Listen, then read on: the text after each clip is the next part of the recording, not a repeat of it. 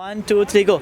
अच्छा, जैसे कि आप सबको पता है कि कनाडा एक इमिग्रेशन फ्रेंडली कंट्री है और यहाँ पर गवर्नमेंट हर साल नए नए प्रोग्राम्स लॉन्च करती रहती है, लोगों को इनकरेज करती है कि आप लोग यहाँ पर आकर अपनी फैमिली लाइफ शुरू कर सकते हैं, यहाँ के बेनिफिट एंजॉय कर सकते हैं।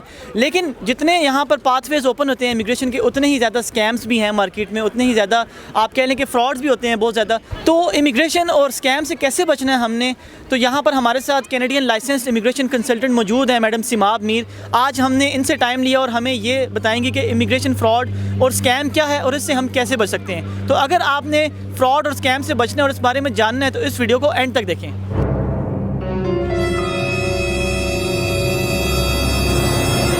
ओके जी, अस्सलाम वालेकुम जी, welcome to my YouTube channel. आप देख रहे हैं आसिम सर्वर प्रोडक्शन। इस वक्त हम कनाडा की सिटी वैनकूवर में मौजूद हैं और आज हमारे साथ यहाँ पर मैडम सिमाब मीर मौजूद हैं। आप लोग डेफिनेटली इनको जानते भी होंगे, ये पहले भी हमारी वीडियोस में आई थी और कनाडा में माशाल्लाह से ये एक लाइसेंस्ड और सर्टिफाइड इमिग्रेशन कंसल्टेंट है, ICCRC बोर्ड की मेंबर हैं। दैट मीन्स कि इनको ऑथराइजेशन है कि ये आपको इमिग्रेशन की सर्विसेज प्रोवाइड कर सकती हैं।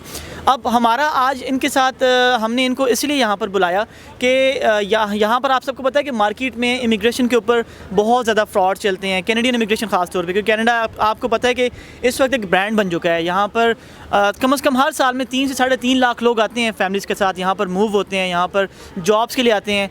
लेकिन उसके साथ साथ इमिग्रेशन पे फ्रॉड्स भी बहुत हो रहे हैं, स्कैम्स भी बहुत हो रहे हैं। गली गली में लोगों ने जो है इमिग्रेशन की दुकानें खोली हुई हैं, ना उनके पास कोई ऑथराइजेशन है, ना उनके पास कोई एफिलिएशन है, और लोग मैसेजेस करते रहते हैं कि यार हमारे साथ ये हो गया वो हो गया। तो हमने आज सिमाब मीर से टाइम लिया है। सिमाब मीर जो कि इनकी फ़्लाइट थी कल कैलगरी की, तो हमने इनसे टाइम लिया कि यार आप थोड़ा सा अगर हमें टाइम दे दें हमारी ऑडियंस के लिए। तो सबसे पहले सिमाब मीर बहुत शुक्रिया, आपने अपना टाइम दिया। Thank you Asim, thank you so much, it's always a pleasure meeting you. तो थैंक्स फॉर कॉलिंग मी। नहीं, थैंक यू। मुझे पता है कि आप अगर कहीं ट्रैवल कर रहे हो तो वहाँ से टाइम निकालना बड़ा मुश्किल होता है, तो once again really thank you. अच्छा, आपने सुना होगा कि मैं जो भी इमिग्रेशन के बारे में बात करता, फ्रॉड वगैरह के बारे में, तो आप अपना एक्सपर्ट ओपिनियन इसमें बताएं कि ये इमिग्रेशन फ्रॉड के कौन कौन से एस्पेक्ट्स हैं और इससे हम कैसे बच सकते हैं, और हमारी जो ऑडियंस आपको देख रही है वो इसमें जो है कौन कौन से स्टेप्स फॉलो करें कि इससे जो है वो बच सकें। ओके आसिम, आपने बहुत अच्छा टॉपिक सिलेक्ट किया। This is a very important topic. तो आप सबको भी चाहिए कि वीडियो गौर से देखें, क्योंकि we will cover important points that can save you a lot of money, जिनसे आप पैसे बचा सकते हैं। ऐसे पॉइंट्स हम आपको बताएंगे। सो फर्स्टली मेन पॉइंट तो ये है कि आपने सर्विसेज सिर्फ उस प्रोफेशनल से लेनी है जिसके पास लाइसेंस हो, जिसके पास अथॉरिटी हो कि वो प्रैक्टिस कर सकता है। अब ये कैसे पता चलेगा कि किसके पास लाइसेंस है? तो इधर वो एक लॉयर होगा, इमिग्रेशन लॉयर होगा, जिससे आप सर्विसेज ले सकते हैं। और जिस प्रोविंस का वो लॉयर है, आपने उसकी वेबसाइट पे, प्रोविंस की लीगल वेबसाइट पे जाना है और देखना है कि वो जो लॉयर है वो गुड स्टैंडिंग में है कि नहीं, और वो उसका मेंबर है कि नहीं। सेकंड, वो जो बंदा होगा वो इमिग्रेशन रेगुलेटेड इमिग्रेशन कंसल्टेंट होगा। उसकी इंफॉर्मेशन आप, उसका नाम, उसके कॉन्टैक्ट इंफॉर्मेशन ICCRC की वेबसाइट से देख सकते हैं। तो ये ही 2 लोग हैं जो आपको इमिग्रेशन एडवाइस और इमिग्रेशन सर्विसेज प्रोवाइड कर सकते हैं। और ये ऐसे लोग हैं जो अकाउंटेबल हैं गवर्नमेंट को कि वो आपको गलत एडवाइस दें, गलत सर्विसेज प्रोवाइड करें, तो आप उनके खिलाफ कंप्लेन कर सकते हैं। तो ये अकाउंटेबिलिटी है। आपने ये देखना है कि कोई कहता है मेरे पास डिप्लोमा है इमिग्रेशन लॉ का, लेकिन उसके पास लाइसेंस नहीं है, तो ऐसा बंदा आपको इमिग्रेशन सर्विसेज नहीं प्रोवाइड कर सकता। कोई कहता है मैं स्टूडेंट काउंसलर हूँ, ट्रैवल एजेंट हूँ, लेकिन उसके पास लाइसेंस नहीं है, वो बंदा आपको इमिग्रेशन सर्विसेज नहीं प्रोवाइड कर सकता। The only person who can do it is a lawyer और अ रेगुलेटेड इमिग्रेशन कंसल्टेंट। बिल्कुल जी, वो सर्टिफाइड होना चाहिए, लाइसेंस उसके पास होना चाहिए, तभी जाके वो आपको इमिग्रेशन सर्विसेज प्रोवाइड कर सकता है। ऐसा नहीं कि उसने कोर्स वगैरह कर लिया तो आपको वो सर्विसेज प्रोवाइड करेगा। यहाँ पर मैं एक और चीज़ ऐड करना चाहता हूँ, आप, मुझे नहीं पता कि आप इससे इत्तेफाक करेंगे नहीं करेंगे, लेकिन आप उसमें रोशनी डाल सकती हैं। देखें, जब एक बंदा ICCRC कंसल्टेंट है, लाइक ऑलरेडी एक लाइसेंस इमिग्रेशन कंसल्टेंट है, सर्टिफाइड है, और वो कनाडा में है, तो ज़रूरी नहीं है कि वो बंदा अच्छा भी होगा। अब ये भी चीज़ आपने ख्याल करनी है। अब मैंने जैसे लास्ट टाइम मैं आपसे मिलने आया था तो मैंने बताया था ICCRC का जो भी कंसल्टेंट का, तो उसके बाद लोगों ने एक अंधाधुंध आप कह लें कि वो भरोसा करना शुरू कर दिया कि यार ठीक है, एज़ लॉन्ग एज़ वो मेंबर है, सर्टिफाइड है, वो जो भी कह रहा है उसकी बात ठीक है। तो ऐसी चीज़ नहीं है। एक अगर बंदा सर्टिफाइड भी है, वो भी आपके साथ जो है आपको गलत फ्रॉड कर सकता है। तो इसमें अगर आप रोशनी डालें। इसको कवर करने के लिए बहुत सारी बातें हैं। एक तो आपने सबसे पहले तो अपने इंटेंट को फॉलो करना है। अगर आपको लग रहा है कि ये चीज़ बहुत आसान लग रही है, ये बंदा कह रहा है ये भी नहीं चाहिए आपको, ये रिक्वायरमेंट भी नहीं मीट करनी, ये भी नहीं मीट करनी, बस अपना पासपोर्ट दे दें, ये दे दें, 2-3 चीज़ें दे दें, आपका काम हो जाएगा। ऐसे आपका काम नहीं होगा। आपको खुद लग रहा है कि this is too easy to happen, this can not sound real, कि बस मैं पैसे दूंगा और मेरा वीज़ा लग जाएगा। It is not that easy. तो अपनी सेकंड रिसर्च करें, खुद वेरीफाई करें, अब उस बंदे को रिसर्च करें, उसके रिव्यूज़ पढ़ें, उसकी वेबसाइट पे जाएं, सेकंड ओपिनियन लें। अगर आपको कन्फ्यूजन हो रही है कि मुझे रिटेन करे, ये बंदा मुझसे ये चार्ज कर रहा है, मुझे ये सर्विसेज प्रोवाइड कर रहा है, ये जेन्युइन बात है कि नहीं, टेक अ सेकंड ओपिनियन, किसी और से पूछें। आप वेबसाइट पे किसी गूगल पे सर्च करें, CIC कनाडा गवर्नमेंट की वेबसाइट पे जाके वेरीफाई करें कि जो इन्फॉर्मेशन आपको दे रहा है ये ठीक है कि नहीं है। सेकेंडली, जब आप रिटेनर एग्रीमेंट, आप किसी एग्रीमेंट के बगैर कोई आप अपना काम ना करें। एग्रीमेंट में इनलिस्ट होना चाहिए सारी सर्विसेज जो उसने आपको प्रोवाइड करनी है, कितने पैसे लेने हैं। आपने किसी को कैश में पेमेंट नहीं करनी है। हमेशा आपने जब पेमेंट करनी है उसकी रसीद लें, उसकी इनवॉइस लें, और जो रिटेनर आपका साइन होता है मेक श्योर कि वो डायरेक्टली उस जो आपको सर्विसेज प्रोवाइड करें, चाहे वो लॉयर है, एजेंट है, उसने खुद साइन किया हो, ताकि कल को अगर आप उसको किसी बारे में लीगली जो है सूबी करें तो आपके पास प्रूफ हो। तो ये एक इम्पॉर्टेंट जो है ओवरव्यू है कि इन बातों का ख्याल रखा जाए जब किसी की सर्विसेज, किसी प्रोफेशनल इंसान की सर्विसेज भी ली जाती हैं, तो इन बातों का ख्याल रखना चाहिए। अच्छा, जैसे आपने बोला था कि कोई इनवॉइस वगैरह होना चाहिए, लेकिन जो लॉन्ग डिस्टेंस में लोग हैं, इंडिया, पाकिस्तान, बांग्लादेश से, लेट्स सपोज आप एक सर्टिफाइड कंसल्टेंट आपसे सर्विसेज लेना चाहते हैं, तो उसमें क्या तरीका होगा इनवॉइसेज वगैरह का? देखिए, उसमें भी जो आप अगर उनको पेमेंट कर रहे हैं तो वो प्रॉपर वायर ट्रांसफ़र हो, उनके कंपनी अकाउंट में जाए, कॉन्टैक्ट वो उसमें जाए, और वो आपको इनवॉइस करें, चाहे वो वर्चुअल हो चाहे स्कैंड हो, लेकिन you should have a invoice to prove the transaction. So ये कैश पेमेंट आपने किसी और के अकाउंट में एजेंट को पकड़ा दी, ये कर दिया, वो कर दिया, you can not track those. So it's always worth it कि प्रूफ आपने पैसे दिए, आप उसका फुल रिकॉर्ड रखें अपने पास। ठीक है। तो जी, आपने ये सुना होगा इस बात को कि बेशक एक बंदा अगर ICCRC कंसल्टेंट है, एक सर्टिफाइड कंसल्टेंट है, तो ज़रूरी नहीं है कि वो आपसे जो भी बात करे वो बात ठीक होगी। आपने ख़ुद भी वेरिफिकेशन करनी है। आप सबसे पहले ख़ुद की प्रोफाइल देखें। इंसान ख़ुद को समझ लेता है कि मैं कितने पानी में हूँ। अपनी प्रोफाइल देखें कि आपका क्या कनाडा में किसी चीज़ में हो भी सकता है, नहीं हो सकता, क्या आपको उसकी बात में थोड़ा सा कोई लॉजिक नज़र आ रहा है, नहीं आ रहा। ठीक है, तो ये तो चीज़ यहाँ पर हमारी क्लियर होगी कि ज़रूरी नहीं है कि एक बंदा अगर लाइसेंस और सर्टिफाइड कंसल्टेंट है उसकी सारी बातें ही ठीक हो। आपने ज़रूर खुद उसको वेरीफाई करना है। अच्छा, नेक्स्ट हमारा क्वेश्चन है जी, जो कि आप कह लें कि ज़्यादा कंसर्निंग क्वेश्चन है, जिसमें नॉर्मल लोग तो फंस जाते ही जाते हैं, लेकिन जो पढ़े लिखे लोग होते हैं ना शाह जी, वो भी इसमें फंस जाते हैं। वो है LMI, ये लेबर मार्केट इम्पैक्ट असेसमेंट, ये जो जॉब वगैरह का चक्कर है, ये क्या सीन है? इसमें बड़े चक्कर होते हैं। देखिए, अब जॉब ऑफर जो होती है ना, वो इट्स अ बेयरली थिंग कि एम्प्लॉयर इंटरनेशनल वर्कर्स को हायर करें। आजकल मैं देख रही हूँ जैसे ना एजेंट्स ने और कंसल्टेंट्स ने सेल लगाई हुई है, FA पास कनाडा आ जाए, 10th पास कनाडा आ जाए, फार्म वर्कर, ये वो। That is all not at all logical, not at all real. आपसे वो पैसे दे के रख लेते हैं, थोड़े से कुछ लाख रुपए आपसे लेके रख लेंगे, फिर आपको कहेंगे कि चले अब हम आपकी प्रोफाइल बन गई, अब आपके लिए हम जॉब ढूंढ रहे हैं। अब जॉब कहाँ से मिलेगी? अगर कनाडा इधर आराम से लोकल्स को इतनी आजकल जॉब आराम से नहीं मिल रही, तो फॉरेन वर्कर्स को उन्होंने कैसे हायर करना है? तो ये जो अभी प्रोग्राम्स ये एडवर्टाइज़ करें, especially Atlantic immigration programme, rural immigration programme, अभी इसके नाम पे 95% जो है ना, वो सिर्फ ये हो रहा है कि वो पैसे लेके रख लेते हैं, and then they do not provide you any job, any services, they just put you on a hold. आपका टाइम वेस्ट करते हैं, आपके पैसे लेते हैं, एंड बाद में कहते हैं। अच्छा, इवन के आसिम आप सोचें, ऐसा भी है कि फेक इंटरव्यूज़ कराते हैं लोगों के, और कहते हैं कि आपका जो है वीज़ास भी फेक स्टैम्प करके देते हैं। एनीवेज, फेक इंटरव्यूज़ करवाते हैं किसी रैंडम बंदे से, और कहते हैं आपका इंटरव्यू नहीं क्लियर हुआ, हम क्या कर सकते हैं, आपको जॉब नहीं मिली, और उनके पैसे उन्होंने रखे होते हैं। तो इस तरह के कई तरीके हैं। मुझे लोग रोज़ मैसेज करते हैं, बाजी ये बता दें, ये वर्क परमिट जेन्युइन है, ये वर्क परमिट सही है, ठीक है। मेरा आदत दिन तो लोगों को बचाते हुए गुजर जाता है कि नहीं भाई, ये फ्रॉड है, ना दें पैसे। तो बहुत केयरफुल होने की ज़रूरत है, क्योंकि ये स्कैमिंग बहुत बढ़ गई है, और इससे आपको बचना चाहिए, वरना आप जो है ना बाद में सिर पकड़ के रोते हैं कि मेरे पैसे जो है ना वो डूब गए। क्योंकि इन लोगों को आप ट्रैक भी नहीं कर सकते। वो अपनी आइडेंटिटी कुछ और बता रहे होते हैं, वो होते हैं कोई और हैं। वो कहते हैं मैं कनाडा में हूँ बैठे, वो पाकिस्तान, इंडिया में कहीं होते हैं, या किसी और कंट्री में होते हैं, नाम भी नहीं पता होता उनका आपको। तो you cannot track them. देखिए जी, ये बात मैं थोड़ी एक्सटेंड करना चाहूँगा। गोरे गोरियाँ हमारे बड़े दोस्त हैं। हम भी किसी को ना 10, 15, 20 डॉलर, 25 डॉलर दे के आ जाओ जी, तुम कंप्यूटर के आगे बैठ जाओ, हम तुम्हारा इंटरव्यू करवाएंगे, वहाँ से पैसे आएंगे, हम शेयर कर लेंगे। तो यहाँ पर ये चीज़ें भी चलती हैं। गोरे भी कुछ नकारा निकम्मे बैठे होते हैं, वो इन्हीं चीज़ों में जो है ना पड़ जाते हैं। तो आपने ख्याल करना है। हाँ। गोरे भी definitely they are big scammers. वो बल्कि वो उनको लोग कहते हैं कि ये गोरे हैं तो झूठ नहीं बोलते होंगे, वो हमसे 4 हाथ आगे हैं। उनकी स्कैमिंग हर किस्म की होती है और उन पर यकीन भी कर लेते हैं कि भाई गोरा बंदा कनाडा में रहता है तो ये हमें ले जाएगा। आजकल एक और चीज़ बहुत जो है कॉमन हुई हुई है, आइडेंटिटी थेफ्ट। तो वो किसी कंसल्टेंट का या किसी लॉयर का की आइडेंटिटी वो करके उसका कार्ड बनवा के उसकी इन्फॉर्मेशन यूज़ करके आपको कहेंगे कि ये मेरा ICCRC नंबर है, ये मेरी पिक्चर है, ये वो है।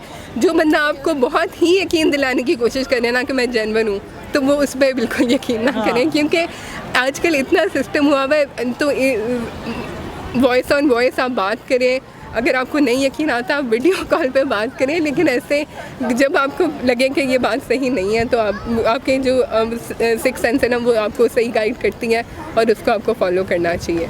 अच्छा, एक और चीज़ यहाँ पर मैं ऐड करना चाहूँगा कि आई डोंट नो आप लोग किस तरह करते हैं, लेकिन जो एक सर्टिफाइड कंसल्टेंट होता है, जो अच्छा लॉयर होता है, वो कभी भी आपसे ये नहीं बोलेगा डायरेक्ट अपना पासपोर्ट दे दो। देखें, ये चीज़ आपने बड़ा ख्याल करनी है। आजकल आप किसी को उठा के पासपोर्ट ना दे दिया करें। आपकी पासपोर्ट एक बहुत इंपॉर्टेंट एंटिटी होती है, उसके ऊपर लेट सपोज कोई बंदा पिक्चर चेंज कर ले आपकी, और वो वहाँ पर कोई अल्लाह ना करे कोई ऐसा टेररिस्ट अटैक, कुछ किसी चीज़ों में भी आपका नाम आ सकता है, तो आपका तो पूरा करियर ख़राब हो जाएगा। तो ऐसे ही किसी को उठा के डायरेक्ट अपना पासपोर्ट ना दे दीजिए। तो आप कैसे करते हैं पासपोर्ट वगैरह? तो कॉन्फिडेंशियलिटी होती है, जो हमारा रिटेनर एग्रीमेंट होता है, ये उसका इंपॉर्टेंट क्लॉज होता है कि जो हम क्लाइंट की, हमारे पास तो इतना सेंसिटिव मैटर होता है, उनके क्रेडिट कार्ड तक की इन्फॉर्मेशन होती है बाज़ों का। तो we are legally bound to keep it safe and secure, and if not they can complain against us. हमारे खिलाफ वो कंप्लेन कर सकते हैं ICCRC को या लीगल बॉडी को कि इन्होंने हमारे साथ ये मिसरिप्रेजेंटेशन की है, और फिर we can be penalise for that. तो हमें कॉन्फिडेंशियलिटी का काफ़ी ख्याल रखना पड़ता है। ये हमारे कोड ऑफ एथिक्स में बहुत ऊपर जो है ना इसका लेवल है। तो we have to be really make sure that we are confidential about our clients information. अच्छा जी, यहाँ पर मैं एक और चीज़ साथ में ऐड करता चलूँ कि देखें जो LMI होता है, अच्छा जी, जैसे आप इंटरनेशनल स्टूडेंट है, अच्छा जी, तो जैसे आपने बोला था RNIP जो प्रोग्राम्स है, AIPP जो यहाँ पर जो कंपनी के जो एम्प्लॉयर्स होते हैं वो प्रीफर करते हैं कि यार बंदा ऑलरेडी यहाँ पर ही पढ़ा लिखा हो। जैसे शाह जी आपने यहाँ पर अभी MBA करेंगे तो आप जॉब के लिए अप्लाई करेंगे, तो लोग प्रीफर करेंगे कि यार इसी को ही पकड़ लें, बजाय इसके कि हम इंडिया, पाकिस्तान या बांग्लादेश से किसी को बुलाएं। काफ़ी काम बढ़ जाता है उनके लिए ना। एग्जैक्टली तो ये दोनों प्रोग्राम जो है ये मोस्टली 90% सूट भी उनको करते हैं जो लोग ऑलरेडी यहाँ के ग्रेजुएट हैं या स्टूडेंट्स हैं और वो जॉब करते हैं उन 4 प्रोविंसेस में या ऊपर यूकॉन वगैरह में। तो ऑलरेडी एग्जिस्टेंट जो लोग होते हैं ना उनको ज़्यादा इसका फ़ायदा होता है। अच्छा, अगर तो कोई आपको LMI ये दे रहा है जी, अगर आपको लेट सपोज कोई जानता है, जैसे शाह जी आपका कोई दोस्त है, आप उसको जानते हैं, वो आपसे कहेगा फ़लाँ बंदे से मिल लो, ठीक है। अगर कोई इस तरह से आपको LMI ये प्रोवाइड करता है तो मेक श्योर, क्योंकि ये चीज़ें ऐसी हैं कभी कभी हमसे भी जो है पहचानने में मुश्किल होती है। इतने ज़बरदस्त किस्म के इन्होंने टेक्निक्स यूज़ की हुई हैं, ऐसे फ़ोटोशॉप करते हैं कि यार बंदा कहता है कि यार उन्होंने किया तो किया कैसे, बिल्कुल ओरिजिनल लगता है, राइट। तो उसमें यह है कि अगर आपको LMI ये देता भी है, कोई आपको लगता है सही है, तो आप उसको वेरीफाई करें, कंपनी की वेबसाइट पर जाएँ, एम्प्लॉयर को कॉल करें। सर्विस कैनेडा एक डिपार्टमेंट है जो कि LMI ये प्रोवाइड करता है, उनको कॉल करें, उनको ईमेल करें कि क्या फ़लाँ बंदे को आपने इस नंबर होते हैं कोई LMI का, उसका नंबर की LMI ये आपने दी थी या नहीं दी थी। तो ये चीज़ें जो है आपने ख्याल करनी है। तो कोई ऐसी चीज़ रहेगी जो इंपॉर्टेंट लगता है आपको कवर करनी चाहिए इसमें? देखिए, गारंटी जॉब ऑफर आपको कोई नहीं दे सकता और गारंटी केस की आउटकम की भी आपको कोई नहीं दे सकता। हम लीगली एथिकली अलाउड भी नहीं है, हमारे कोड ऑफ प्रोफेशनल एथिक्स में नहीं आता कि हम किसी को गारंटी दें कि हाँ भाई तुम्हारा केस 100% डन बेसिस पे हो रहा है या 100% जो है इतने पैसे दो तुम्हें जॉब ऑफर मिल जाएगी, या टाइम के ऊपर कि इतने टाइम में केस हो जाएगा। We are only service providers. कोई मतलब हमने सर्विस देनी है, आगे गवर्नमेंट का जो टाइमिंग चलनी है, जो आपका बैकग्राउंड चेक होना है, सारा प्रोसेस वो उस हिसाब से होना है। हम आपको श्योर टाइम नहीं बता सकते, हम आपको श्योर आउटकम नहीं बता सकते, हम आपको श्योर पैसे जो गारंटीड जॉब नहीं दे सकते। We are only service providers. और जो लोग आपको गारंटीड जॉब देते हैं, गारंटीड टाइम ऑफ़र करते हैं, तो ये बहुत मतलब बिल्कुल एक्यूरेट बात नहीं है। ऐसा नहीं पॉसिबल कि इस टाइम फ्रेम में और इतने पैसों में आपको पक्का हम इधर ले आएंगे या आप 2 हफ्ते में आपका काम हो जाएगा, 3 हफ्ते में हो जाएगा। This is not professionally right thing and it shouldn't be done like that. ठीक है। तो देखें जी, आपने भी सुना होगा सारा इमिग्रेशन के ऊपर जो फ्रॉड होते हैं, स्कैम्स होते हैं, उससे कैसे बचना है, वो किस तरह से होते हैं। मेरे ख्याल में इस वीडियो में हमने जितने भी पॉइंट्स, जितने भी वो रास्ते थे जिससे आपको जो है इमिग्रेशन मिल सकती है या फ्रॉड हो सकता है, हमने सारी कवर की हैं। और मेरा नहीं ख्याल कि यूट्यूब पर कोई ऐसी वीडियो होगी या कोई ऐसा कंसल्टेंट होगा जो इतना ट्रांसपेरेंटली आके एक एक चीज़ को ओपनली बताएगा। तो मेरा नहीं ख्याल। और पॉइंट भी कवर करूँ कि कोई ये एक और बात भी हो रही है कि लोग कहते हैं हम कनेडियन एम्बेसी में काम करते हैं। अब कनेडियन एम्बेसी में कोई काम करता है, अगर करता भी है, वैसे तो ये झूठ बोल रहे होते हैं, और लेकिन अगर कोई करता भी है तो कनाडा की इमिग्रेशन का सिस्टम सारा ऑनलाइन है। आपका कोई अंदर का बंदा या किसी की सिफारिश से या किसी के काम से आपका काम नहीं हो सकता। It has to go through a proper channel, सारे आपने रूल्स एंड रेगुलेशंस करने हैं और ऑनलाइन आपकी प्रोसेसिंग होगी। तो कोई भी आपको गारंटी नहीं दे सकता कि हाँ मैं उधर काम करता हूँ, हाँ। मैं तुम्हारा वीज़ा लगा दूँगा। और जो कैनेडियन एम्बेसी में होते हैं ना जी, उनकी अपनी क्लास होती है, वो हर किसी से बात, जैसे मेरा एक दोस्त है, मुझे आज तक नहीं पता कि वो एम्बेसी में काम कर रहा था, और जब मैंने उससे क्वेश्चन किया तो उसने अवॉइड कर दिया जवाब देना। तो हाँ, वो तो और सेकेंडली ये जब हम एज अ लॉयर से और कंसल्टेंट से जब कॉरेस्पॉन्ड करते हैं तो वो अपना नाम भी नहीं लिख सकते। जैसे फिनिशियल्स लिखते हैं और अपनी एम्बेसी का नाम लिखते हैं, उनका नाम भी कॉन्फिडेंशियल होता है कि they can not share their names with us. तो देखें जी, बात ये है कि ना, मेरा वो इतना अच्छा दोस्त है, मैंने उसको कॉफ़ी भी पिलाई, खाना भी खिलाया, इतने अच्छे मेरे फॉलोअर्स भी हैं, लेकिन उसने मुझे जो है कभी इतनी इन्फॉर्मेशन नहीं दी। तो मेरा नहीं ख्याल, मुझे नहीं पता कि आप लोगों के साथ कैसे कनेक्शन बन जाते हैं एम्बेसी ऑफिसर्स वगैरह के। तो इनकी जॉब्स भी ना ऐसा नहीं है कि किसी को भी मिल जाती है। आपको वो 2 लैंग्वेजेस आनी चाहिए, फ्रेंच, इंग्लिश, बहुत रिक्वायरमेंट्स होती हैं। तो कोई इनके पास इतना टाइम नहीं होता कि वो लोगों को मैसेज करके अपने आईडीज़ भेजेंगे, हाँ भाई मैं एम्बेसी में काम करता हूँ, मुझे $200-700 भेज दो। तो ऐसा नहीं हो सकता। केयरफुली अपना काम करें और अपने पैसे बचाएं, अपना टाइम भी बचाएं। तो इस तरह के लोगों के हाथ नहीं है। चलिए, थैंक यू सो मच। आपने मेरे ख्याल में जितने भी पॉइंट्स से क्लियर कर दिए। आई एम श्योर कि हमारी जो ऑडियंस है, जो लोग आप हमें देख रहे हैं, चाहे आप इंडिया से हैं, बांग्लादेश से हैं, चाहे आप पाकिस्तान से हैं, दुबई से हैं, कहीं से भी हैं, आपके साथ अगर कोई इमिग्रेशन फ्रॉड करने की कोशिश करता है, या कोई भी आपको लगता है कि कोई चक्कर वक्कर की चीज़ चल रही है, तो मेरे ख्याल में ये वीडियो देखें, वीडियो अपने दोस्तों के साथ भी शेयर करें, और इसके बाद आपके सारे पॉइंट्स क्लियर हो जाने चाहिए। अब मुझे नहीं लगता कि आपको मुझे या सिमाब जी को मैसेज करने की ज़रूरत है कि यार ये इस कंसल्टेंट का पता करवा दें, ये सही जो है सही कंसल्टेंट है, लेटर फेक है या हाँ, ये चीज़ें यार थक गई हैं हम लोग देख देख के। इस वीडियो को देखें, सारी चीज़ें मेरे ख्याल में अगर आप समझदार हुए तो इसके बाद आप जो है ख्याल करेंगे। तो चलें, एक ही लेटर पे ना ICCRC और गवर्नमेंट का लोगो इकट्ठा नहीं हो सकता। वैसे भी लेटर्स होते हैं जिन पे दोनों लोगो लगे होते हैं और वो उनको प्रोवाइड कर रहे होते हैं कि आपकी जॉब लग गई है आज। तो ऐसा नहीं हो सकता। गवर्नमेंट अलग बॉडी है, ICCRC अलग बॉडी है, तो उनका सेम पेपर पे लोगो किस तरह हो सकता है। शाह जी, आपका क्वेश्चन था कोई? 2-3 अच्छा, यहाँ पर शाह जी का भी क्वेश्चन है। शाह जी, आपका क्वेश्चन है? अच्छा भाई, लोग काफ़ी ना ये भी सवाल होता है। अब कुछ लोग जो है वो एक LMIA का तो ठीक है, हो गया कि भाई LMIA के थ्रू उनको जॉब मार्केट वगैरह के सारे स्कैम्स चल रहे हैं। इससे भी बड़ा स्कैम चल रहा है LMIA ऑफ़र विदाउट आइलेट्स, क्योंकि काफ़ी लोग फंस जाते हैं भाई। क्योंकि जो लोग आइलेट्स के एक मिनिमम बैंड नहीं ला सकते या कोई आइलेट्स की प्रोफिशिएंसी मीट नहीं कर सकते, उनको भी जॉब ऑफर्स हो रही होती हैं कि भाई विदाउट आइलेट्स आपको LMIA ऑफर होगा। तो उसके बारे में अप्लाई करें, उसके बारे में आप बताएं, उसके बारे में क्या है? देखें, जो LMIA है, किसी भी वर्कर को जॉब देना इतना सिंपल प्रोसेस नहीं होता। उसका रिलेटिव एजुकेशन होनी चाहिए, उसकी रिलेटिव एक्सपीरियंस होना चाहिए उसी फील्ड में, उसकी एजुकेशन इस तरह की होनी चाहिए कि वो उस जॉब से मैच करे, उसका एक्सपीरियंस मैच करना चाहिए उस जॉब के साथ। और कुछ जॉब्स की रिक्वायरमेंट में भी, अगर छोटी जॉब्स हैं तो उसकी भी रिक्वायरमेंट आइट्स की होती है, थोड़ी कम होगी। जिनकी कोई मैनेजरियल लेवल की जॉब्स हैं, बड़ी जॉब्स हैं, तो उनकी रिक्वायरमेंट थोड़ी ज़्यादा होगी। लेकिन ऐसा नहीं है कि आइट्स और बेसिक रिक्वायरमेंट्स के बगैर फ़ौरन से आपको LMIA इशू हो जाएगा। आपने गवर्नमेंट को वो करना है, क्या कहते हैं, कन्विंस करना है कि आप उस जॉब के लिए फिजिबल हैं, आप करते कुछ हैं, आप मैनेजर हैं, आप फार्म वर्कर की जॉब अप्लाई कर रहे हैं, तो it does not make any sense. वो देखेगा कि ये बंदा तो मास्टर्स किया हुआ मैनेजर है और वो फार्म वर्कर वीज़ा क्यों मैं इसको दूँ।